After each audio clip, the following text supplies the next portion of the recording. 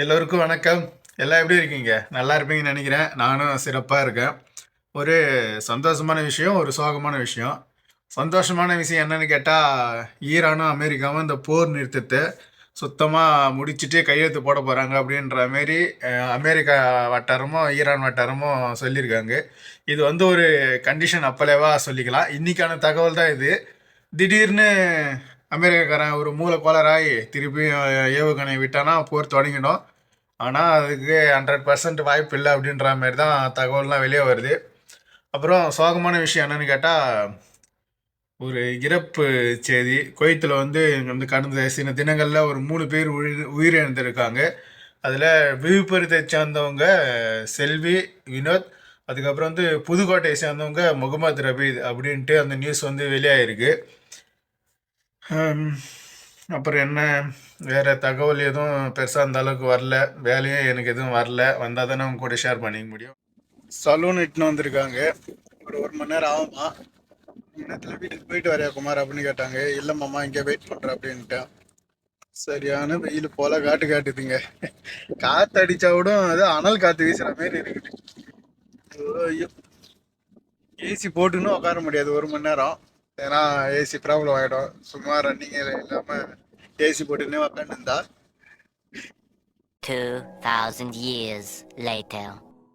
வேலை வெறுப்பாக போகுதுங்க. அப்படியே எப்படி சொல்கிறது, வேலையே இல்லாமல் சாப்பிட்டு இந்த கட்டில் மேலே பார்த்துக்கின்னு அப்படியே கொஞ்சம் கடுப்பாக தான் போகுது.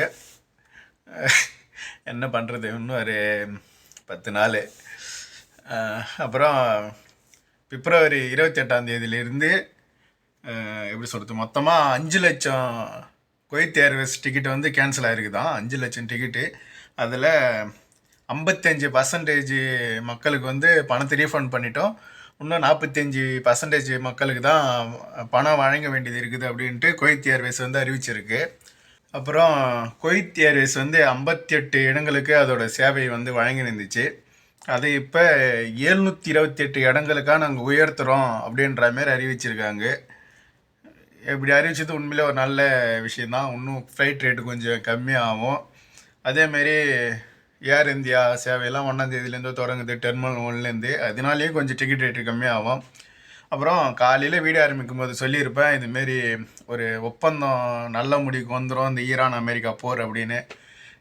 இப்போ நியூஸ்லாம் பார்த்தா ஈரான் வந்து அதோடைய வான்பரப்பை வந்து மூடிடுச்சு, போர் பதற்றோம் அப்படி இப்படின்னு சொல்லிட்டு ஏதோ ஒரு நியூஸ்லாம் வந்துருக்குது.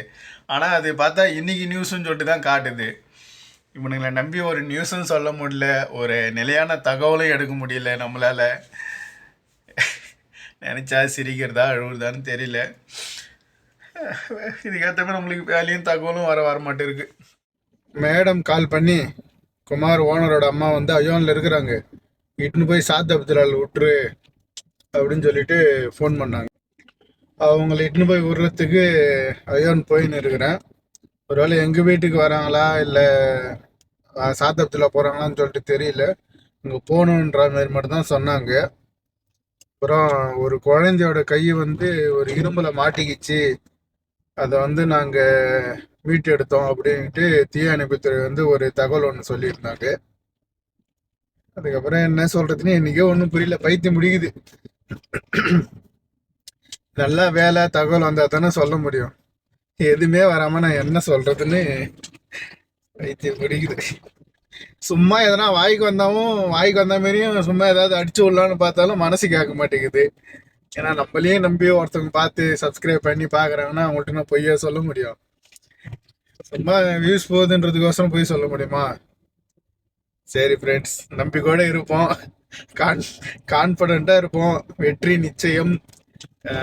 வேலை முடிஞ்சிருச்சு, வீடியோ முடிஞ்சிருச்சு. நாளைக்காவது வேலை தகவல் நல்லா வருதுன்னு சொல்லிட்டு பார்க்கலாம். நாளைக்கு வீடியோவில் சந்திக்கிறேன். ஓகே, பாய், தேங்க்யூ.